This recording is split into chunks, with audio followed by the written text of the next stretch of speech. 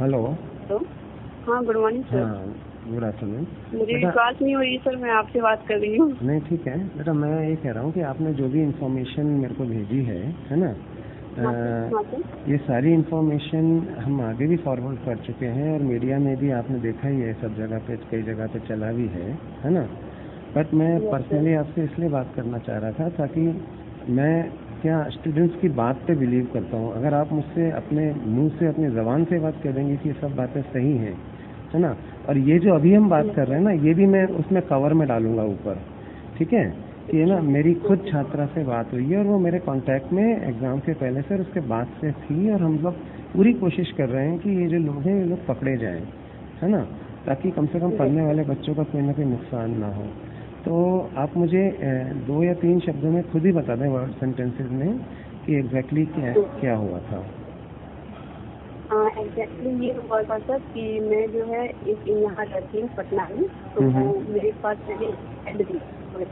मुझे एक female roommate की जरूरत है। तो उसके थ्रू जो है उसने मेरे को कॉल, उसके लिए शायद उसको अपनी सिस्टर को रखना था मेरे रूम में, तो उसने मेरे को कॉल किया। और एक बात हुई थी, जब वो अलग से हम लोग और ऐड डालते हैं तो जो हम लोगों को रूम का या फिर कहीं का भी फोटो डालना होता है, तो मैंने फोटो जो डाला था तो गलती से मेरे टेबल पे जो है मेडिकल की बुक रखी हुई थी, यानी जो भी नीट वगैरह की, तो शायद उसकी उससे नजर पड़ी थी या फिर क्या था मेरे को नहीं पता। तो उसने मेरे को कॉल किया। उसके बाद कॉल किया तो उसने बताया कि मेरी सिस्टर रहना चाहती है, इतना हुआ। उसके बाद फिर मैंने कहा कि ठीक है, अगर रहना चाहती है तो उसको बोलिएगा कि आकर मेरे से मिल ले।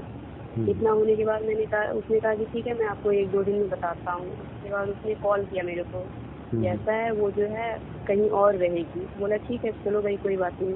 उसके बाद फिर मेरे को उसने उसने शायद किताब देखा था मेरा या फिर क्या था नहीं पता, मैं समझ गया। लेकिन वो आप एक दो बातें में हाँ, वो बाकी तो आपके ऑडियो में है सारी बातें जो आपने पहले भी भेजी थी। तो बस इतना ही उसने मेरे से जानना चाहा कि सेटिंग वगैरह के बारे में। उसने जो है मेरे को कन्विंस करने के लिए उसने मेरे को एक दो बातें जो आपको लगती हैं, भले ही वो अपन उसे एस्टेब्लिश ना कर पाए या ना हो, लेकिन आपको क्या लगता है कि जो आपका पर्सनल मत क्या है कि ये जो 8-10 जो एडमिट कार्ड्स भी हमारे पास पहुंचे हैं, जिन बच्चों की अच्छी रैंक आने की पूरी उम्मीद है टॉप 100-200 में, क्या वो लोग अपना काम कराने में सफल हो गए? Yes sir.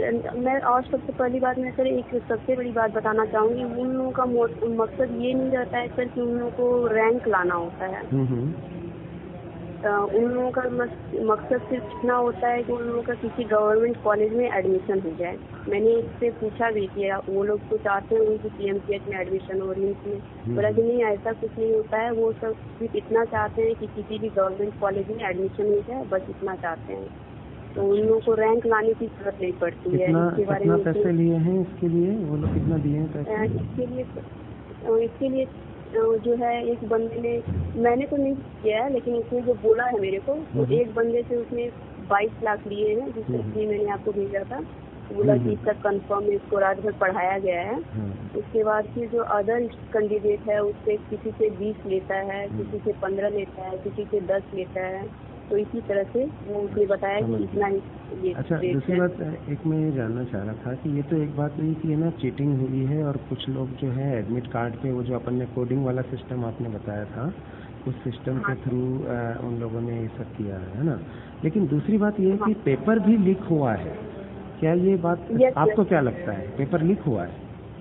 हाँ सर, वो इसलिए पेपर मैं बता रही हूँ सर, क्योंकि जब मेरे को सुबह ही मेरे को कॉल किया था उसने, जब वो एक लड़का पकड़ाया था, संजीव सिंह का जो ग्रुप का था, वो लड़का जब पकड़ाया था तो न्यूज में कहीं भी पता नहीं था, लेकिन उस लड़के ने मेरे को कॉल किया और बोला क्या एक लड़का पकड़ाया है, तो आप एक काम कीजिएगा, आपके व्हाट्सएप से जो मैंने एडमिट कार्ड वगैरह भेजा है सारा कुछ डिलीट कर दीजिएगा, आपसे जो बात वगैरह हुई है सारा कुछ डिलीट कर दीजिएगा, कुछ मोबाइल लेकर मत जाइएगा सेंटर पे।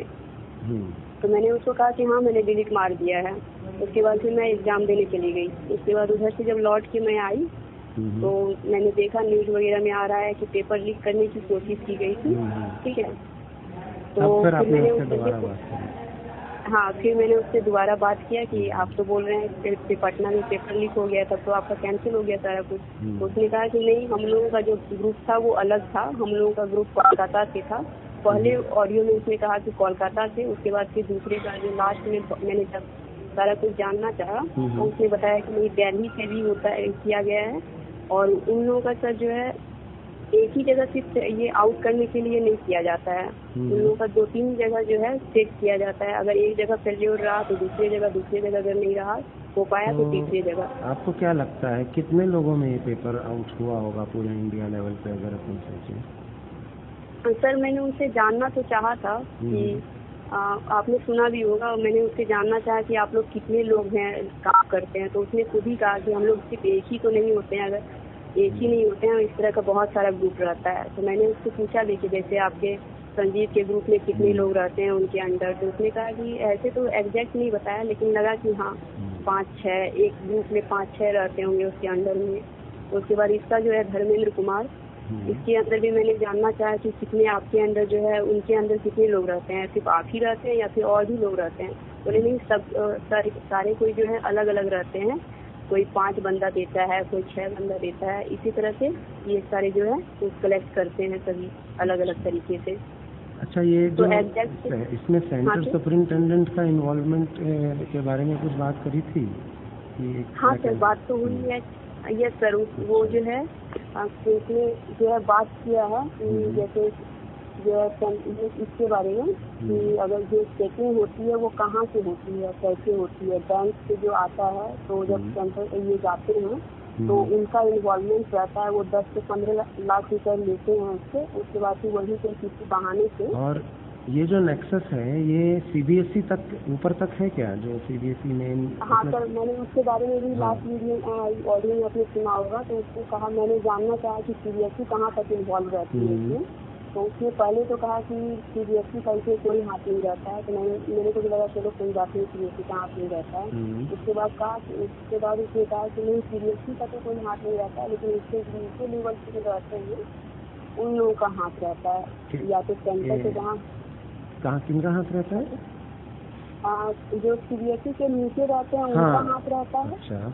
उसके बाद सेकंड में जो है जहाँ पे आपका एग्जामिनेशन सेंटर आता है, सेंटर के लोग मैनेज होते हैं। हाँ, सेंटर के लोग जो है वो मिले होते हैं, 10 से 15 लाख रुपए लेते हैं। उसके बाद उस क्वेश्चन को जो है आराम से इनको प्रोवाइड करवा देते हैं, या तो सेंटर से प्रोवाइड कराते हैं 1-2 घंटे पहले, या फिर जो है वैन से जो लाया जाता है बैंक से। हमारे पटना में 2 जगह आया था क्वेश्चन पेपर, तो दोनों जगह में एक जगह तो पकड़ा गया, उसके बाद दूसरी जगह नहीं पकड़ाया था, तो वो आराम से चली गई। तो वही उसने बताया कि कैसे कैसे वैन से लाया जाता है, ये सारा कुछ बताया कि चाय पीने के लिए रुकते हैं कुछ देर के लिए, उसके बाद 1 मिनट में 2 मिनट में जो है वो एक डब्बा रखते हैं बॉक्स टाइप का, उसके बाद उस बॉक्स को बदलते हैं क्वेश्चन पेपर से, उसी सेम बॉक्स को हटाते हैं, उसके बाद तुरंत ही वो काम तुरंत ही करना होता है, किसी का नजर नहीं पड़ना चाहिए। तो वो 1 से 2 मिनट में या फिर उससे भी कम टाइम में चाय पीने के बहाने चाहे किसी भी काम से रुकते, गाड़ी रोकती है, उसके बाद तुरंत वो काम कर दिया जाता है। जैसा कि तुमने मुझे बताया था, और पहले भी और भी, मैं नाम नहीं लेता हूँ अपने हेल्पर्स का, तो उनमें कुछ और एक लड़के ने और कुछ लोगों ने भी मुझे बताया था। हमने 5 तारीख को भी इस पर काम किया था और 6 तारीख को सीबीएसई को ईमेल भी कर दिया था कि इस तरह से ये सब होने वाला है ना। मैंने उसके कुछ स्क्रीनशॉट्स तुम्हें भी भेजे थे व्हाट्सएप पे। हाँ सर, मैंने देखा ना। तो हमारा काम एग्जाम होने से पहले से ही चल रहा है, लेकिन बेटा हम लोगों का कोशिश यही रहता है कि इतने बड़े लेवल पे जो एग्जाम हो रहा है ना, ये दोबारा ना कराना पड़े और जितने भी चीटर्स हैं वो पकड़ जाए। लेकिन दुर्भाग्य से जब सिचुएशन ऐसी आ जाती है कि जब पकड़ना संभव ही नहीं है सब चीटर्स को, तभी मैं दोबारा एग्जामिनेशन के लिए, हमने 2015 में भी तभी बोला था और अब भी हम तभी बोलेंगे। और एक बात मैं बताना चाहूंगी सर, आज जो है दैनिक जागरण वाले ने पेपर में छापा है, पूरी अच्छी तरह से छापा है कि आज जो है पेपर जो है वो पर्चा लीक हुआ है। आप चाहें तो दैनिक जागरण पटना का पढ़ सकते हैं। नहीं देखो, न्यूज़पेपर्स में छपी हुई खबर सबूत नहीं होती है ना। हमें वो सबूत चाहिए जो हम सीबीआई, गवर्नमेंट ऑफ इंडिया और सीबीएसई के सामने रख सकें कि भाई इस लेवल पे पेपर लीक हुआ है। हमारी आपसे गुजारिश है कि एक एक चीटर को आप पकड़ लीजिए, और जो बेचारे बच्चे साल भर पढ़े हैं, है ना, उनको दोबारा स्ट्रेस में मत डालिए एग्जाम दिलाने के। ये हमारा प्रथम प्रयास यही रहता है और हम यही चाहते हैं। और जहाँ तक हो सकेगा, मैं आज भी जब तक आपके दावों की मैं पुष्टि नहीं कर रहा हूँ, है ना, लेकिन मेरा प्रयास यही कि सत्य सामने आए, और सच के लिए फिर जो भी करना होगा हम करेंगे। अगर सब चीटर, अगर कुछ नहीं हुआ है तो बहुत अच्छी बात है, कुछ हुआ है तो उसे ठीक किया जाए, और अगर सब कुछ ही खराब हो गया है तो एग्जाम भी दोबारा कराए थे। हम हर स्तर तक जाएंगे, लेकिन स्टेप बाय स्टेप, है ना। और मेरी भी आपसे यही एक रिक्वेस्ट है कि अब आप पूरे कंसंट्रेशन के साथ अपने एम्स के एग्जाम की तैयारी के लिए जुट जाइए, और बाकी सब हम पे छोड़ दीजिए। हम सब गुरु हैं, गुरु पिता समान होते हैं, और वैसे भी इन्वेस्टिगेशन अथॉरिटी तक हम बात पहुंचा देंगे, और जितना भी हो सकेगा हम लोग इस मामले को आगे बढ़ाते हुए आप सबके साथ आप सबके साथ जो भी न्याय है वो करवाएंगे जहाँ तक हो सकेगा, है ना। तो आप निश्चिंत रहिए, बिल्कुल चिंता मत कीजिए, है ना। और कोई भी बात हो तो आप मेरे से कांटेक्ट में हैं, बहुत पहले से हैं, अभी भी हैं, और आप मुझे व्हाट्सएप करके बता दीजिएगा या कॉल कर लीजिएगा, है ना। और बिल्कुल शांति से किसी से जिक्र मत करना अपने बारे में, अपनी आइडेंटिटी के बारे में। नहीं सर, मैंने शुरुआत से ही कहीं जिक्र नहीं किया है, किसी को भी नहीं कुछ बताया है। हाँ। यस सर, ठीक है। और पटना में तो खैर अभी बहुत ये लेबर पे छप रहा है, पेपर वगैरह में, मीडिया वो तो छपने। अब आगे का काम हमारा, आपने बहुत बहादुर बच्ची हो, आपने बहुत अच्छा काम किया है ना।